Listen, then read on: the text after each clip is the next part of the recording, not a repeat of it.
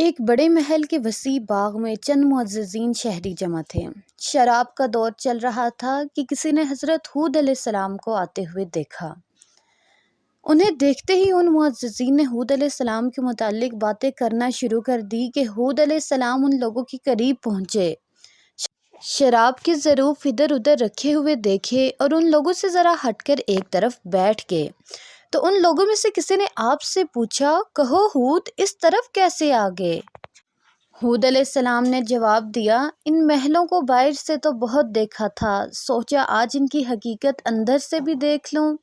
لوگوں نے آپ سے کہا، جاؤ گھومو پھرو، اچھی طرح دیکھ لو، ایسا محل بنا تو نہیں سکتے، دیکھ ہی لو۔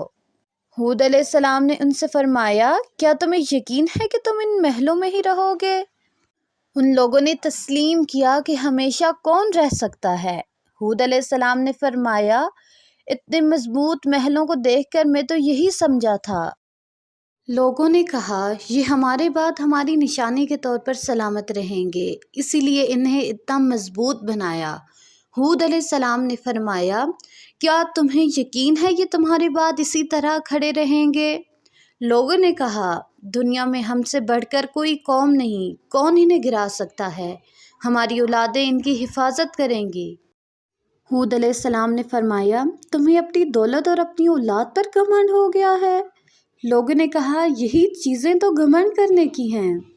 ہود علیہ السلام نے فرمایا، ان پر گھمنڈ نہ کرو بلکہ خدا کا شکر ادا کرو کہ اس نے تمہیں یہ دولت بخشی، قوم نوح کی تباہی کے بعد تمہیں اس زمین کا مالک بنایا اور خوشحالی عطا کی۔ لوگوں نے کہا، یہ مت سمجھو کہ ہم اللہ کو بھول چکے ہیں، بلکہ اپنے عظیم دیوتاؤں کے ذریعے اپنے نذرانے خدا تک پہنچاتے رہتے ہیں۔ ہود علیہ السلام نے فرمایا، یہی تو تم لوگ بھول گئے ہو کہ خدا کو تمہارے نذرانوں کی ضرورت نہیں، وہ تو چاہتا ہے کہ اس کی ذات میں کسی کو شریک نہ کرو، صرف اس کی عبادت کرو۔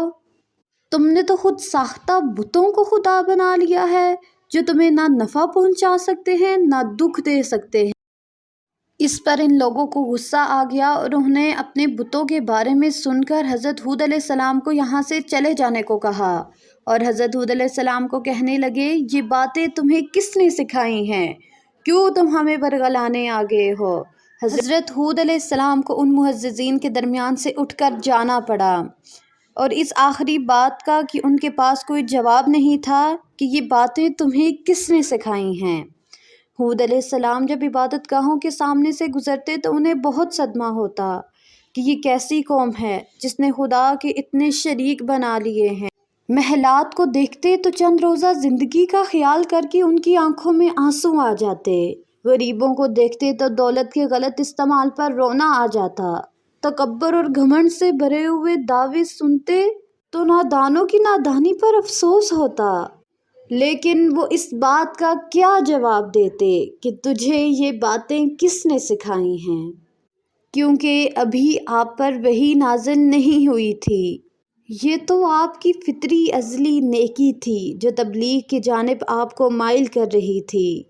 ابھی وہ کیا جواب دیتے کہ یہ مجھے کس نے سکھائی ہیں؟ اسی لیے آپ کے الفاظ میں وہ طاقت اور گنگرج نہیں تھی جو کسی مضبوط سہارے کے بعد آتی ہے۔